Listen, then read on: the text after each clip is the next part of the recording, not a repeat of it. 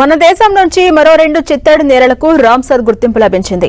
ఇప్పటివరకు దేశంలో 94 చిత్తడి నేలలు ఉండగా కొత్తగా రాజస్థాన్లోని కోప్రా రిజర్వాయర్, ఛత్తీస్గఢ్లోని సిలిసేర్ చిత్తడి నేలలకు 95, 96వ రామ్సర్ సైట్లుగా నమోదయ్యాయి. అయితే తెలంగాణలో ఉన్నటువంటి ఏకైక చిత్తడి నేల మంజీరకు ఈసారి రామ్సర్ గుర్తింపు వస్తుందని భావించిన అధికారులకు నిరాశే మిగిలింది.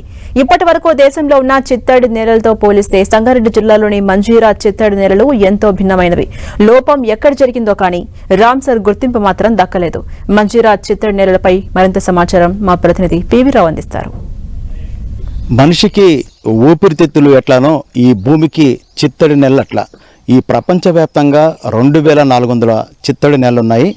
భారతదేశంలో ఇప్పటి వరకు 94 చిత్తడి నెలలుంటే ఈ ఏడాది రాజస్థాన్లో ఒకటి, అదేవిధంగా ఛత్తీస్గఢ్లో ఒకటి, ఈ రెండింటి కూడా రామ్సర్ గుర్తింపు లభించింది. మొత్తం ఇండియాలో 96 ఉన్నాయి. అయితే 2 తెలుగు రాష్ట్రాల్లో, ఒకటి ఆంధ్రప్రదేశ్లో కొల్లూరులో ఒక చిత్తడి నేల, అదేవిధంగా తెలంగాణలో సంగారెడ్డి జిల్లా కేంద్రానికి కోతవేడు దూరంలో ఉన్నటువంటి మంజీరా పరివాహక ప్రాంతంలో మంజీరా నుంచి సింగూరు వరకు 20 కిలోమీటర్ల పరిధిలో ఈ యొక్క అభయారణ్యం, అదేవిధంగా ఏదైతే చిత్తడి నేలలు విస్తరించి ఉన్నాయి, ఈ చిత్తడి నేలల వల్ల ఎంతో ఉపయోగం ఉందని కూడా మనకు తెలుసు. అయితే 2 తెలుగు రాష్ట్రాల్లో ఉన్నటువంటి ఏది చిత్తడి నేలలు ఉన్నాయో, ఒకటి కొల్లేరుకి రామ్సర్ గుర్తింపు ఇప్పటికే వచ్చింది.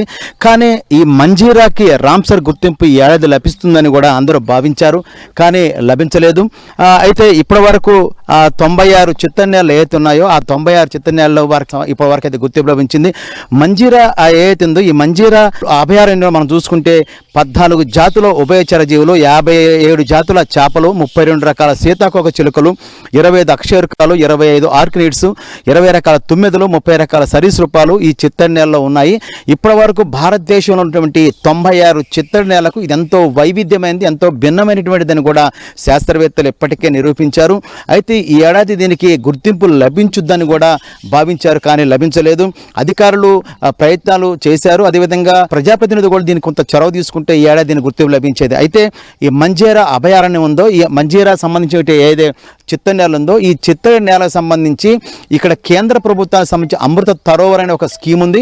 ఈ అమృత తరోవర్ స్కీమ్ గనక ఇక్కడికి వర్తిస్తే, ఈ యొక్క పథకం తీసుకురాగలిగితే ఈ ప్రాంత రూపురేఖలు కూడా మారిపోతాయి. హైదరాబాద్కి చాలా దగ్గరగా ఉన్నటువంటి ఈ మంజీరా అని ఏదైతే ఉందో ఎకో టూరిజంగా చాలా డెవలప్ అవుతుంది.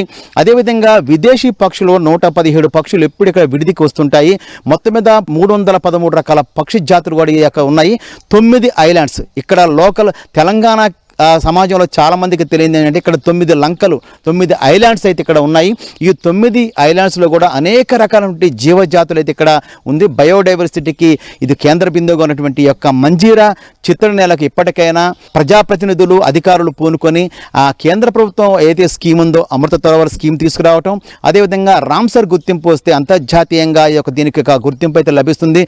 కాబట్టి మనిషికి ఊపిరితిత్తులు లాంటి ఏదైతే ఉంటుందో ఎంత ముఖ్యమో, అదేవిధంగా ఈ భూమికి కూడా ఈ యొక్క వెట్లాండ్స్ అంత ముఖ్యం. కాబట్టి మనకు అరుదైనటువంటి తెలంగాణలో ఉన్నటువంటి ఏకైక మంజీరా చిత్తడి నేలను కాపాడుకోవాల్సిన అవసరం అటు పాలకులకు, ఇటు అధికారులకు ఉంది.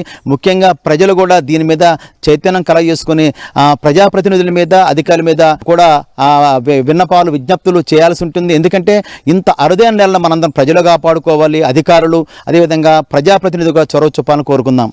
కెమెరా పర్సన్ వినోద్తో పివి రావు, 10 టీవీ, మంజీరా చిత్తడి నేల నుంచి.